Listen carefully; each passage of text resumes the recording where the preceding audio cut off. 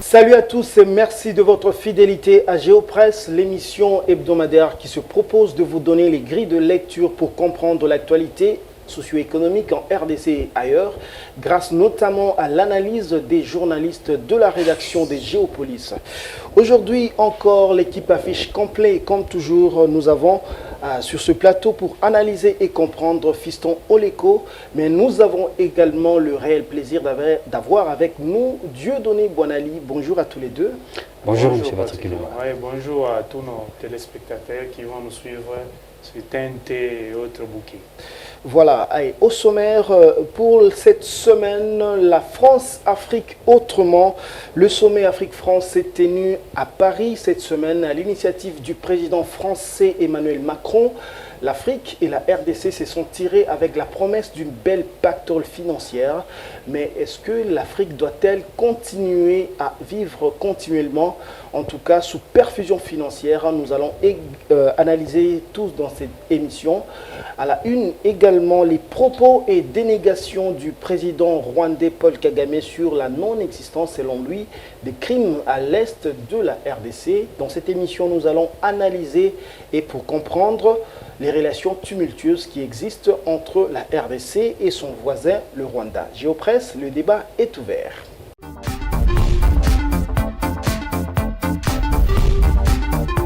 Encore une fois, bonjour Dieudonné, bonjour Fiston. Bonjour Patrick Ilunga. Vous allez bien? Ouais, très bien.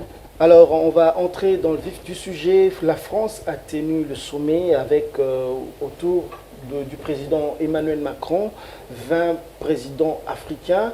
Fiston Oleko, on a vu des présidents africains s'agiter un peu, ils étaient très contents. Pouvez-vous nous en dire plus? Qu'est-ce qui s'est passé en France cette semaine? Oui, c'était... merci pour la parole et pour l'occasion que vous nous donnez de s'exprimer par rapport aux faits qui se déroulent ici en RDC, mais aussi ailleurs. Bon, il s'agissait tout justement d'un fait. Le fait, c'est le coronavirus. Le coronavirus qui, vous savez, a ravagé pratiquement toute la planète. Et exceptionnellement pour l'Afrique, sur le plan sanitaire, l'Afrique n'était pas vraiment touchée, mais l'Afrique est vraiment frappée de plein fouet sur le plan économique. Vous êtes sans oublier qu'on a assisté à une récession dès fin avril 2020, c'est-à-dire que l'Afrique n'était pas vraiment été à bout de souffle. Et ce qui a conduit même qu'il y ait de renégociations par rapport aux dettes publiques extérieures. Oui. Ouais. Et voilà, c'est ça vraiment l'objet du sommet France-Afrique. Et la France, par l'initiative de son président Emmanuel Macron, a estimé qu'il fallait penser un moyen pour venir en aide l'Afrique et les Africains pour répondre positivement à cette pandémie qui a frappé l'Afrique sur le plan économique. Et c'est-à-dire qu'il s'agissait là de penser, de trouver un moyen de financer les économies africaines. Et il y avait aussi les FMI. Les FMI a tablé sur 285 milliards de dollars américains comme montant qui peut aider l'Afrique à rebondir sur le plan économique. À se relever. Est-ce qu'on a, à part les chiffres du FMI, on a les chiffres par rapport à la France et aux autres pays européens, par exemple? Oui, il y a un système mis en place, un outil économique du FMI, qu'on appelle les DTS, les droits de tirage spéciaux, oui. Où au niveau mondial, c'est-à-dire au niveau de tous les pays membres du FMI, il y a 650 milliards qui est prévu. Mais maintenant, pour chaque État reçoit sa part par rapport au quote-part, parce que l'FMI, c'est une organisation internationale où les pays membres cotisent, ou soit participent à l'action. Oui. Voilà. Donc, ce qui a fait qu'après calcul, l'Afrique s'est retrouvée avec, sur les 650 milliards, l'Afrique s'est retrouvée avec 34 milliards. Oui. Et la France a pensé, le Portugal aussi est partant, de pouvoir faire une réallocation. C'est-à-dire voir comment avec les pays de G7 ou des G20, parce qu'il y aura 2 sommets qui vont se dérouler cette année en juin et en octobre, comment est-ce que c'est avec leur DTS, les pays des G20 ou des G7 comment est-ce qu'ils peuvent réallouer leurs fonds et à l'Afrique, permettre que l'Afrique ait au moins, au lieu de 34 milliards, ait 100 milliards de dollars américains pour essayer un peu de répondre économiquement aux effets néfastes de Covid-19. Voilà, merci. Il y a d'abord l'engagement qui est déjà acquis, si je comprends bien, de 34 milliards, mais l'ambition, c'est d'arriver jusqu'à 100 milliards pour aider les pays africains. Mais Dieudonné Boinali, je vous pose la question. On sait que la crise sanitaire s'est transformée en une crise radicale économique. Est-ce que vous pensez que la promesse de 100 milliards de dollars va être tenue par les pays occidentaux? Merci pour la question, Patrick Ilunga. Je commence d'abord par dire que l'Afrique n'a pas été épargnée par la Covid-19. Les conséquences de cette pandémie sur les plans économiques se font sentir sur tous les plans, que ce soit social, économique, dans les autres domaines de la vie. Mais je pense les 34 milliards, voulais-je dire, sont des promesses. Ça sera difficile d'être tenu parce que l'Occident, quand il décide d'aider les continents africains, l'aide de l'Occident est toujours accompagnée des conditionnalités. Oui. Et puis il faut savoir, les continents africains ont beaucoup de problèmes. Il y a des défis à relever en Afrique. Il faut construire des infrastructures, interconnecter tous les pays. Et dans le cas de l'intégration générale et régionale, dans toutes les régions de l'Afrique. Vous avez la région SADC, CEMAC, IEMOA, vous avez l'Afrique australe, vous avez l'Afrique du Nord, les Maghreb. Il faut intégrer toutes ces régions-là. Et l'Afrique de l'Ouest aussi, oui. Voilà, vous avez des épidémies qu'il faut éliminer en Afrique. Vous avez la santé, l'éducation de la jeunesse africaine. Ça demande beaucoup de milliards. L'aide de l'Occident, je pense que c'est une goutte dans l'océan des misères en Afrique. 34 milliards pour relancer l'économie africaine, c'est peu. Même si on donnait 100 milliards, c'est toujours peu.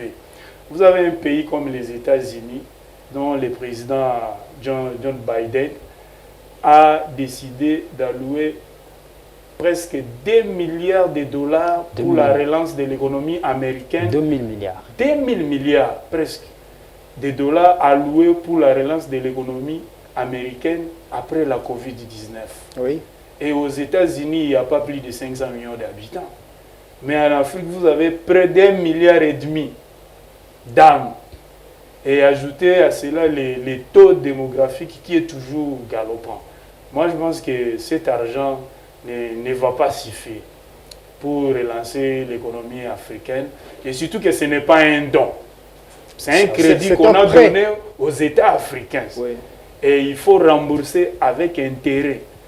Et pendant des périodes données, quand vous ne remboursez pas, il y a la politique d'échelonnement de la dette qui va suivre. Oui. On connaît les effets néfastes de cette politique en Afrique et plus particulièrement en République démocratique du Congo. Ça avait poussé à une certaine période au gouvernement du Premier ministre Kengo Adondo à supprimer la bourse, ne pas faire des investissements sociaux, parce qu'ils vont donner des conditionnalités, ils vont nous imposer même les secteurs d'intervention. Oui. On va pas vous n'allez pas venir dire oh non, nous avec cet argent on investit par exemple dans l'enseignement. Non, vous devez suivre leur cahier de charges. Si vous ne suivez pas, ils ne vont pas vous donner cet argent. Et l'argent ne sera pas donné en totalité. Il faut commencer à décaisser ça en donnant des acomptes et voir comment vous allez les gérer avec la malgouvernance qu'on a dans les continents. Ça sera difficile. Ça sera difficile. Il faut vraiment un plan Marshall pour relancer l'économie africaine. Pas des crédits, des petits crédits ou des dons.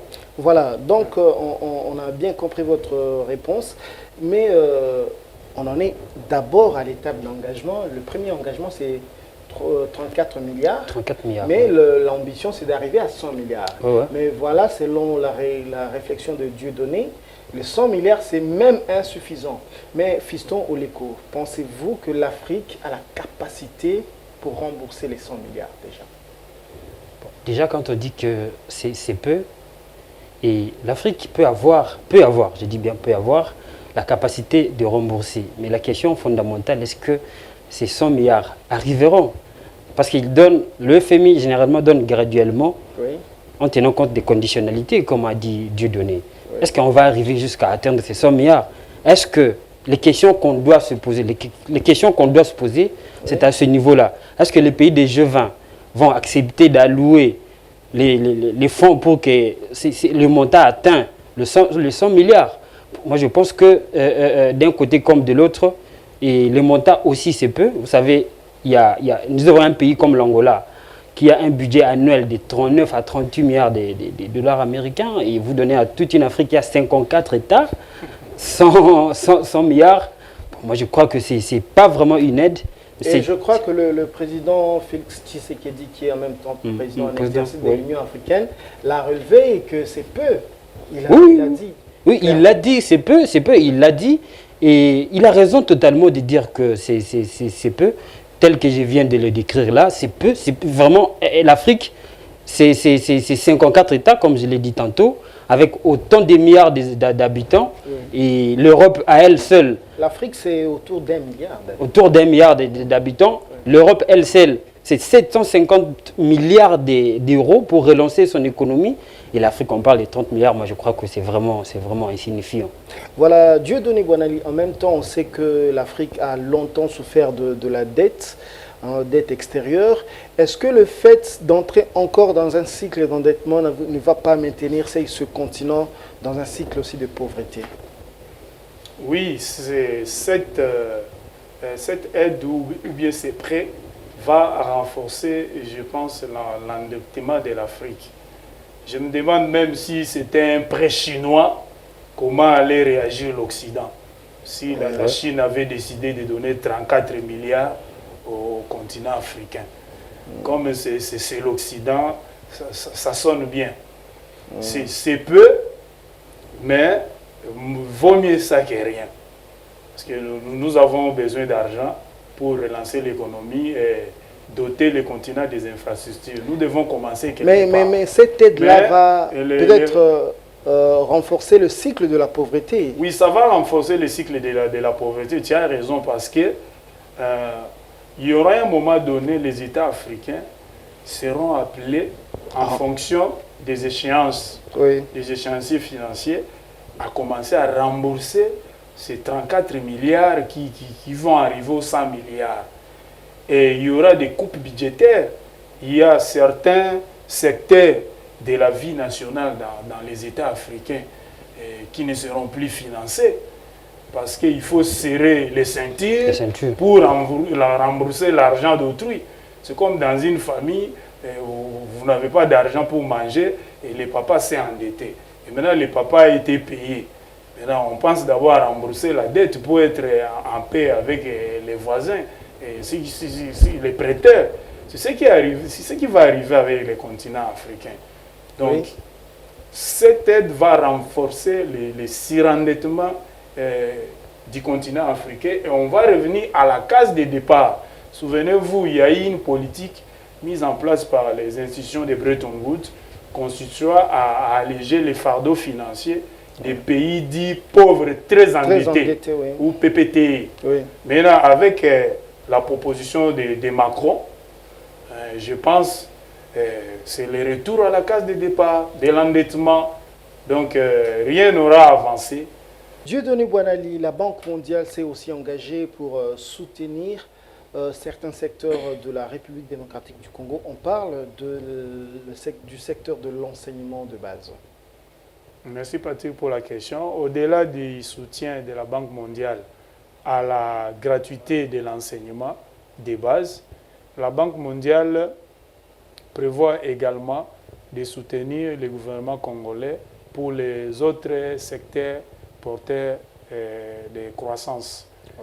Le soutien de la Banque mondiale est une bouffée d'oxygène pour les trésors publics parce que les défis sont immenses. Il y a les défis sécuritaires, il y a les défis économiques, et il y a aussi les défis sociaux. Avec un budget de moins de 10 milliards de dollars que nous parvenons à mobiliser via les régies financières, et c'est peu pour répondre à toutes les promesses électorales faites par le président de la République, Félix-Antoine Tshisekedi, à son électorat. Le soutien de la Banque mondiale est une bonne chose. C'est aux gouvernants de montrer que nous avons mérité la confiance de cette institution de Bretton Woods en gérant bien les fonds qui seront alloués à l'exécutif national. Ils font bien affecter ces ressources dans les secteurs porteurs de croissance et autres qui seront dictés comme d'habitude parce que quand ces institutions nous prêtent de l'argent, c'est toujours accompagné des conditionnalités et des conseils sur tel ou tel secteur. Et je pense, avec les signaux, les grands signaux déjà envoyés à la nation et à l'étranger, en ce qui concerne la bonne gouvernance, la lutte contre la corruption, l'état de droit, les choses vont aller comme sur des roulettes. Voilà donc, je rappelle, avant de passer à un autre thème, que l'aide promise par les pays riches vise aussi à soutenir l'Afrique dans le secteur de la sécurité, parce que vous le savez bien, l'Afrique est devenue la plaque tournante du terrorisme mondial. Alors, nous allons passer au deuxième thème de l'émission, qui est la performance de régie financière. Cette semaine, en tout cas la semaine passée, lors du Conseil des ministres, le ministre des Finances a présenté la situation générale de mobilisation des recettes et il en ressort que les régies financières ont noté une belle performance en termes de mobilisation de recettes. Dieudonné Wanali, vous avez encore la parole. Vous avez écrit pour Géopolis Hebdo ce papier-là. Pouvez-vous nous en résumer le contenu? Géopolis Hebdo, votre tabloïd, les nôtres aussi, dans son édition numéro 1172, est revenu longuement sur la performance des trois régies financières, en l'occurrence la Direction générale des impôts, la Direction générale des douanes et assises et la Direction générale des recettes domaniales et des participations. En 30 jours de gouvernance ou de gestion du pays, pour les premiers trimestres 2021, les trois régies financières ont réalisé des recettes qui vont au-delà des assignations budgétaires. Oui.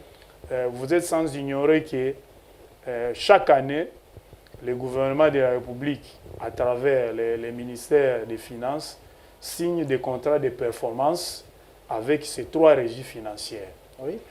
C'est une chose que nous encourageons. Nous aimerions que ça soit étendu, même pour les entreprises du portefeuille de l'État. Mais en ce qui concerne les régies financières, en tout cas pour le premier trimestre 2021, ils ont réalisé des recettes publiques au-delà des attentes.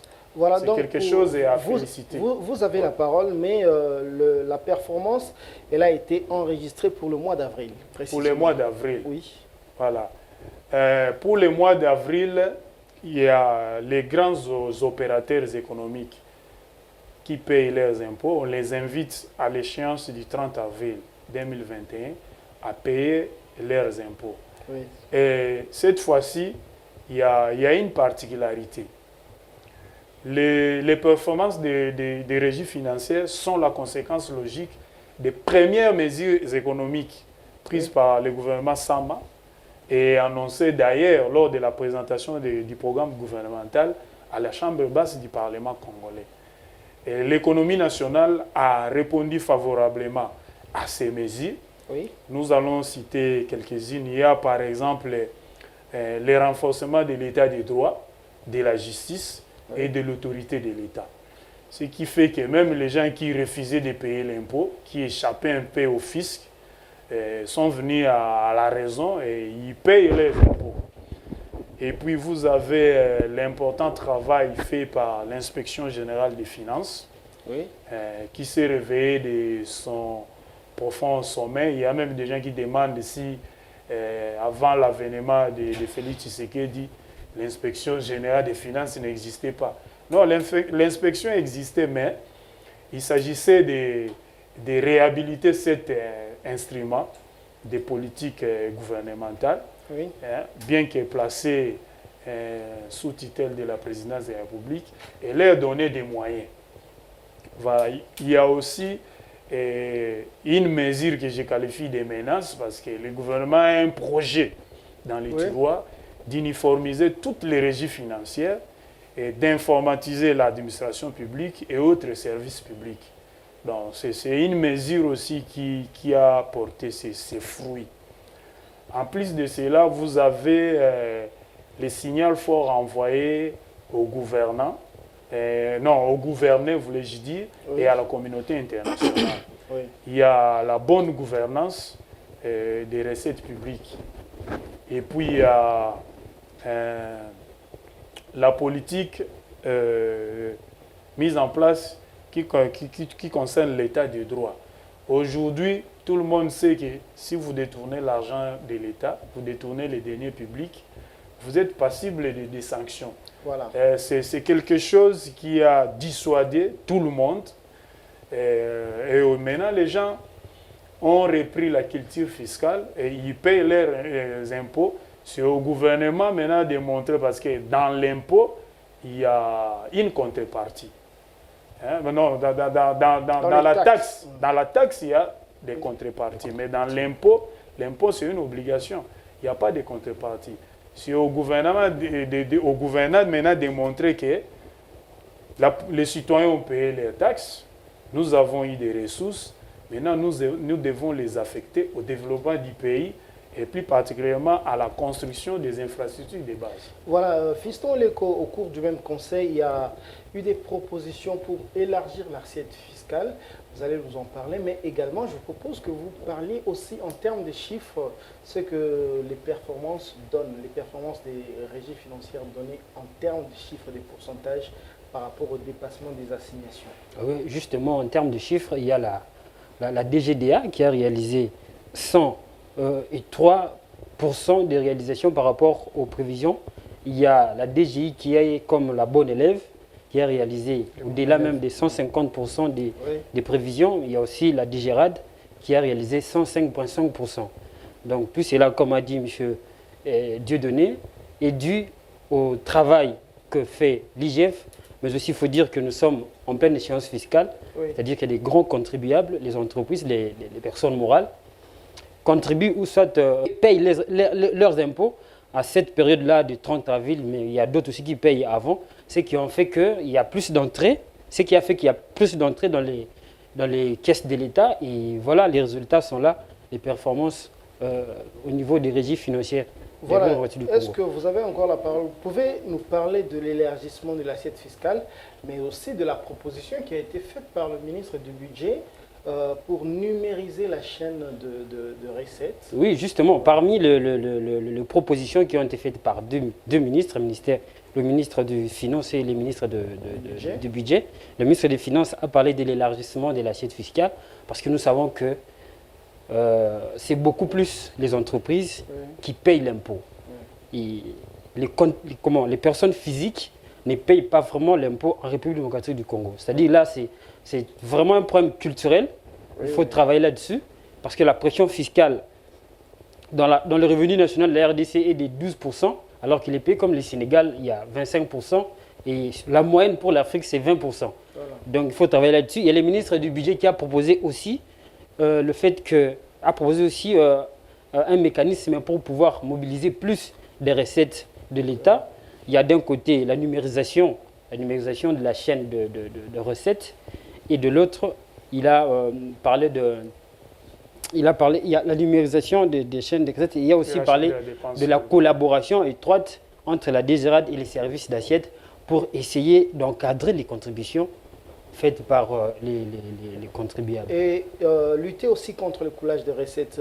Dieudonné Boilani, vous avez quelque chose à ajouter avant de passer au troisième thème? Oui, j'ai quelque chose à ajouter. J'ai aimé tout à l'heure quand Fisto Leko a parlé du fait qu'il n'y a que les grandes entreprises ou bien les entreprises qui payent les impôts et taxes en République démocratique du Congo. Mais la majorité des personnes physiques ne payent pas les impôts et taxes. Il a raison parce que les études, même les grands économistes que nous avons dans ces pays, même les institutions de Bretton Woods, ont montré suffisamment que 80%, voire plus même, de notre économie est dans l'informel. Oui. C'est ce qui prouve à suffisance les propos de Fiston Leko tout à l'heure. Il faut ramener le secteur informel dans les formels. Ça va permettre à nos régies financières de mobiliser encore plus de ressources. Nous avons eu l'occasion de voyager dans certains pays de l'Afrique australe. Là, vous allez trouver tout le monde paye les impôts et taxes, oui, même oui. Les vendeurs des unités, même les changeurs de monnaie, même les vendeurs de cacahuètes. Tout le monde paye ses taxes parce que tout est numérisé. Les gens ne circulent pas avec l'argent en main. Donc vous achetez à travers une carte de crédit. Vous payez, il y a quelque chose aussi qui est retenu par l'État. Et nous saluons la création même du ministère du numérique. Nous pensons que les choses vont évoluer vite parce que c'est un ministère important qui va permettre à l'État de contrôler tout le monde, même le flux financier, oui, oui. Même tous ceux qui ne payaient pas les impôts et les taxes parce qu'il n'y aura plus moyen de fuir. Je voudrais ajouter que il y a déjà un plan pour la numérisation de la chaîne des recettes. Et ça a été effectué. C'est le conseiller du chef de l'État en matière de numérique qui avait déposé ce projet-là au niveau du ministère des Finances. C'était à l'époque de Sélé à la Goule. Donc il y a déjà des avancées qui se font dans ce sens-là. Voilà, reste à rendre ça effectif et opérationnel. Nous allons donc passer à notre troisième et dernier thème. Vous le savez peut-être, cette semaine, le président rwandais Paul Kagame a fait certaines déclarations et dénégations sur les crimes en tout cas commis en République démocratique du Congo. Il a nié l'existence de ces crimes-là et cela a suscité un tollé général au niveau de Kinshasa, mais aussi dans le reste des provinces de la RDC. Alors, avant d'abord d'accorder la parole à Dieudonné ou à Fiston, je vous propose d'abord de suivre les déclarations de Paul Kagame qui a été faite sur la chaîne française France 24. Suivez. Vous le savez, peut-être le rapport du projet Mapping a été extrêmement controversé et en réalité, il est hautement contesté par les gens, que ce soit en RDC ou dans les pays voisins. Il a été très politisé. Mukwege devient un symbole, un outil de ces forces que l'on n'aperçoit pas et il reçoit le prix Nobel et donc on lui dit quoi dire et j'ajouterai qu'il y a d'autres rapports qui sont sortis et qui contestent et qui disent tout à fait l'inverse. Le contraire, qu'il n'y a pas eu de crime dans la région? Mais il n'y a pas eu de crime. À l'est de la RDC? Non, absolument pas. Que ce soit par les personnes soit évoquées ou les pays cités. Retour sur ce plateau, vous venez donc de suivre le président rwandais Paul Kagame sur, entre autres, le crime commis à l'est de la RDC. Le président Kagame qui a nié l'existence même des crimes, cela a suscité un grand tollé. Et en RDC, le président congolais Félix Tshisekedi a réagi et je vous propose d'abord de suivre ce qu'a été la réaction du président congolais. Non, je disais d'ailleurs tout à l'heure à un de vos confrères que je n'ai pas de polémique à faire avec le président Kagame. Je n'ai pas à utiliser les médias pour répondre au président Kagame. J'ai d'autres voies et je les utiliserai pour lui parler. J'insiste ici sur le fait que le rapport Mapping n'est pas un rapport congolais. Il est fait par des experts onusiens. Je m'inscris plutôt dans la logique de la paix, la paix dans mon pays, la paix avec mes voisins, et je ne fais pas attention à ce genre de déclarations qui peut-être peuvent mettre le feu à la région, ça ne sert à rien. Donc je n'ai vraiment pas l'intention de répliquer à cela. Par rapport au docteur Mukwege, je le dis et j'insiste ici, c'est une fierté nationale. D'ailleurs, il tarde que l'on lui décerne une décoration valorisant son combat pour la réparation des femmes, son combat pour la restauration de la paix à l'Est, et il a toute ma confiance et toute mon affection. Ce n'est sûrement pas quelqu'un qu'on peut manipuler. Alors, retour sur ce plateau. Dieudonné Bouanali, vous venez de suivre les deux chefs d'État, le président rwandais et le président congolais. Que vous inspirent d'abord les déclarations du président rwandais et puis la réaction du président congolais? Pour le président rwandais, je dirais deux choses. La première, il y a une sorte de paradoxe dans cette affaire, que d'aucuns qualifient de crise diplomatique. Vous avez le président rwandais qui fait le plaidoyer pour qu'il y ait une justice réparatrice en ce qui concerne les génocides rwandais de 1994, Oui. qui avait causé beaucoup de morts dans son pays. Et il demande une justice réparatrice à la France et il demande en outre qu'on traque tous les génocidaires Oui. partout dans le monde, là où ils se cachent. Oui.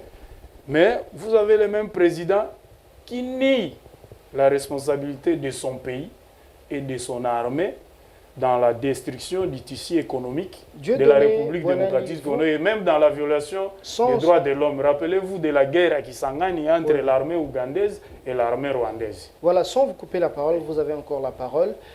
C'est une chose de nier la responsabilité de l'armée rwandaise, mais c'est une autre chose de nier même l'existence de ces crimes. Là, Paul Kagame a nié même qu'il n'a jamais eu de crimes en RDC. Bon, là, je vois plutôt Kagame, c'est un militaire bien formé. Son pouvoir repose sur son armée, sur l'organisation de son armée. Oui. Ce n'est pas comme en République démocratique du Congo, vous avez l'armée qui est presque apolitique et au service du pouvoir politique. Mais au Rwanda, l'armée, Kagame contrôle tout.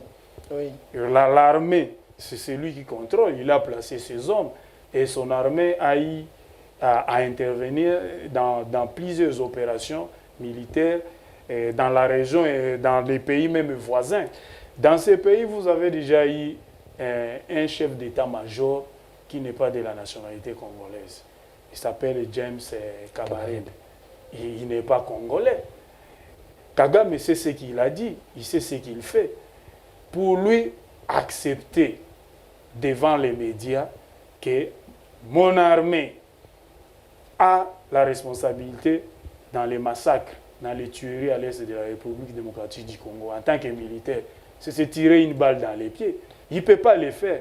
C'est aux tribunaux internationaux. Nous pensons que les plaidoyers faits par certains Congolais et ces lobbies étrangers va aboutir. Il y aura la création du tribunal pénal international, c'est la RDC, comme on l'a fait avec le tribunal d'Arusha pour la Tanzanie, pour qu'on puisse établir la culpabilité de chacun des acteurs cités dans les rapports mapping de l'ONU. Mais, présentement là, Kagame bénéficie de la présomption d'innocence. Et il a joué à ça. Il sait que jusqu'à preuve du contraire, on n'a pas encore prouvé. Avec des preuves. La justice repose sur la preuve. Très bien. Pas sur des affirmations. Très bien.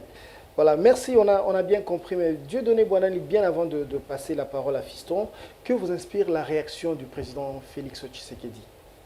Bon, le président Félix Tshisekedi, j'ai aimé sa réaction, même si d'aucuns la qualifient de tardive, parce qu'elle est intervenue 3 jours après celle de son homologue rwandais. Le président a pris de la hauteur. Vous savez, quand on est chef de l'État, pour certaines circonstances, il faut être au-dessus de la mêlée, comme le disait si bien le maréchal Mobutu. Oui. Le président Félix Tshisekedi a joué à la noblesse, à la prudence et à la sagesse, parce qu'il a une double casquette. Il est à la fois président de la République démocratique du Congo et président de l'Union africaine. Oui. S'il répondait comme dans un combat de boxe, il allait avoir de la confusion. En quelle qualité a-t-il répondu au président Kagame? D'accord, d'accord. Et il ne faut pas oublier que les deux pays, c'est Dieu qui les a placés là-bas. Nous continuerons toujours à être des voisins. Oui. Et les Congolais fréquenteront les Rwandais fréquenteront les Congolais. Souvenez-vous de l'Allemagne et de la France. Hier, ils étaient des puissances ennemies. Aujourd'hui, ils travaillent pour le développement de leurs pays respectifs et même de l'Europe. Ce sont les deux piliers de l'Europe. Pourquoi pas la RDC et le Rwanda pour la région des Grands Lacs? Voilà, je me rappelle qu'il y a quelques années, le président français Nicolas Sarkozy, l'ex-président français, avait proposé à ce que les deux pays travaillent ensemble, trouver un terrain pour travailler en harmonie, mais cela avait suscité un grand tollé en République démocratique du Congo.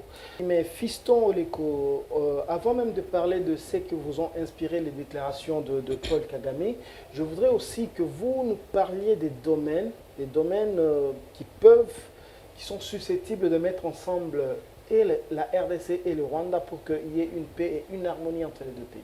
Et justement, je vais commencer par ce que vous avez dit en dernier ressort.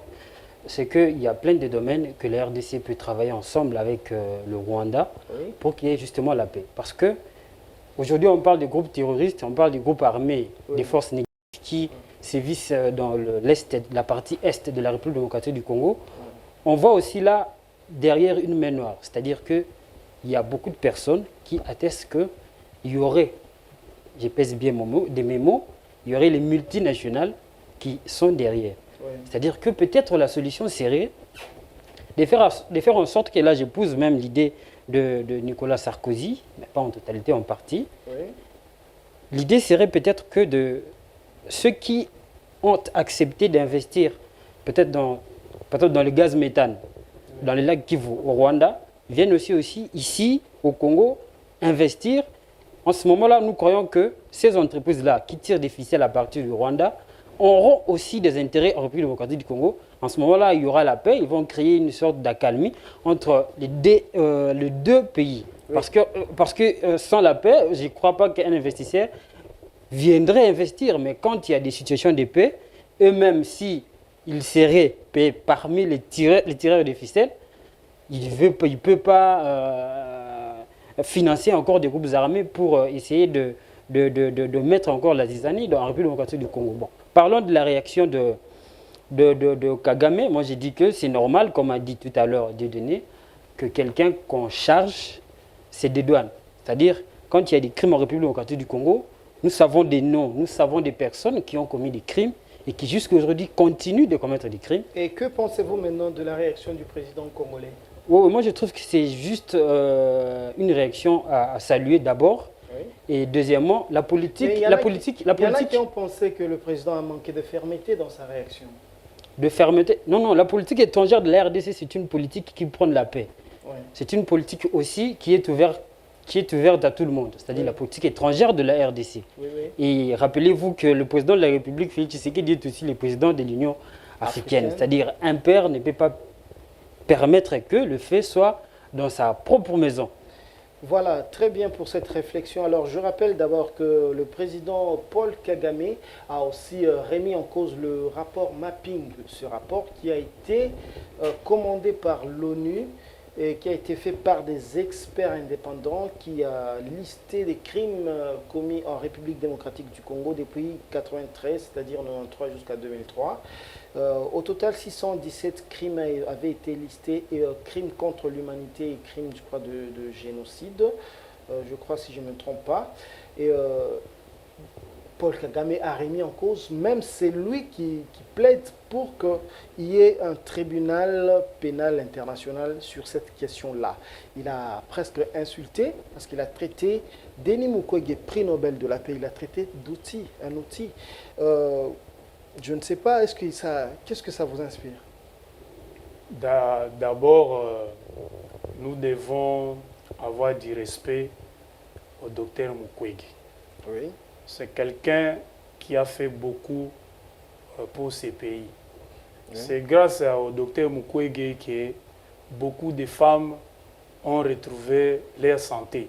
Pour ne pas entrer dans les détails, vous savez ce qu'il fait comme travail en tant que gynécologue. L'homme a été même surnommé les réparateurs des femmes.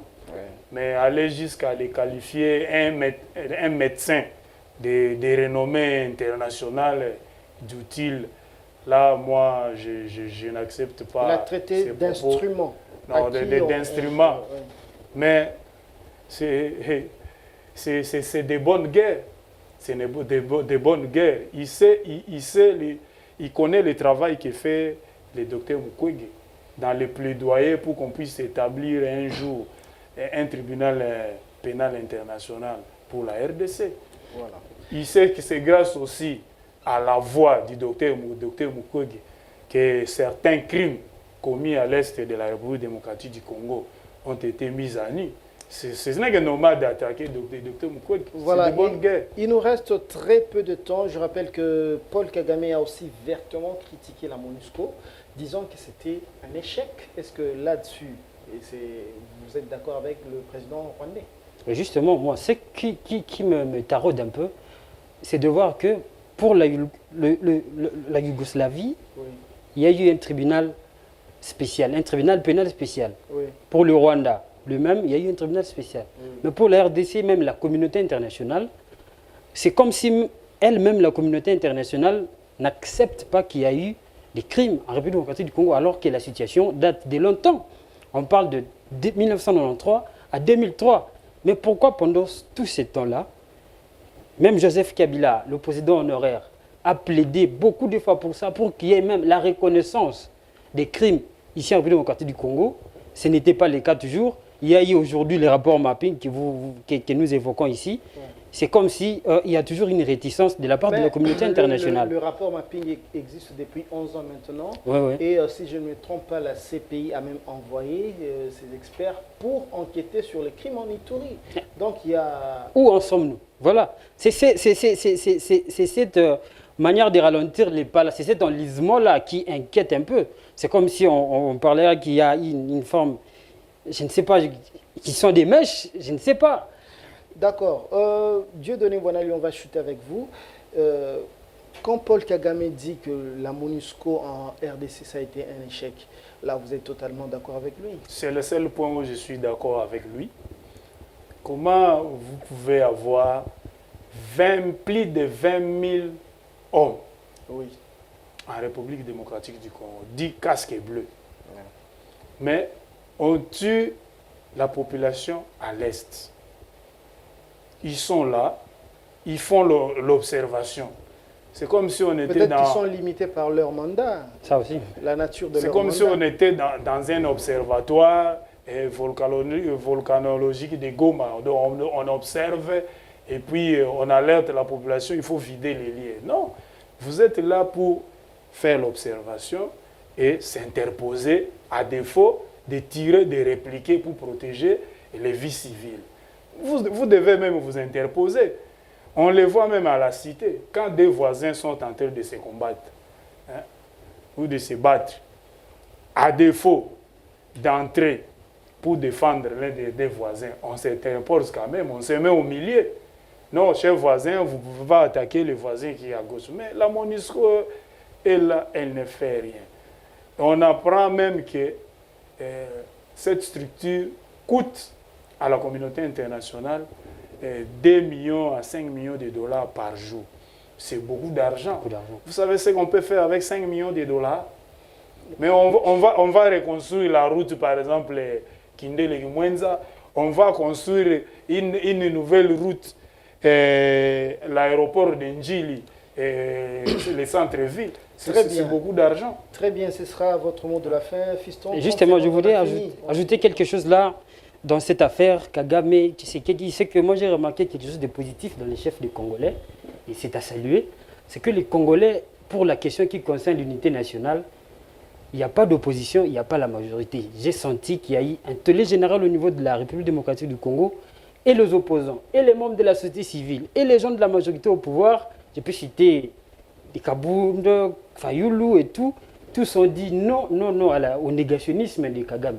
Donc, moi je crois que Kagame est dans sa posture, il se défend et défend bien, comme il le fait toujours, qu'on les appelle même des Tutsi Power, vous savez l'histoire. Voilà, ce sera votre mot de la fin. En tout cas, on va chuter à 10 secondes avec Dieudonné aussi. Je voulais dire, j'aurais dû préférer l'argent, les millions qu'on pompe chaque jour dans le fonctionnement de la MONUSCO. Si la communauté internationale pouvait prendre cet argent et aider les deux pays, en l'occurrence le Rwanda et la RDC, à mettre en valeur des projets communs comme l'exploitation du gaz méthane, voilà. Développer le tourisme, parce que les deux pays ont un important potentiel touristique. Ça va dissuader les deux pays, les tireurs de ficelle, à ne plus se combattre, à faire la guerre qui décime la population à l'Est. Très bien. Alors, on est arrivé à la fin, Géopresse. On vous remercie, Dieudonné Boinali, d'avoir alimenté le débat et avec de belles réflexions.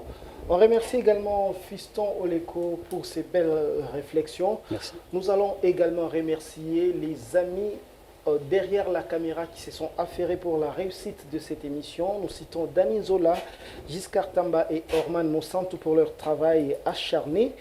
Également, nous remercions tous les téléspectateurs pour leur fidélité. On se quitte avec l'espoir de se retrouver la semaine prochaine, mais vous pouvez continuer à nous suivre sur notre chaîne YouTube Géopolis TV pour voir tous nos programmes à chaque moment où vous voulez.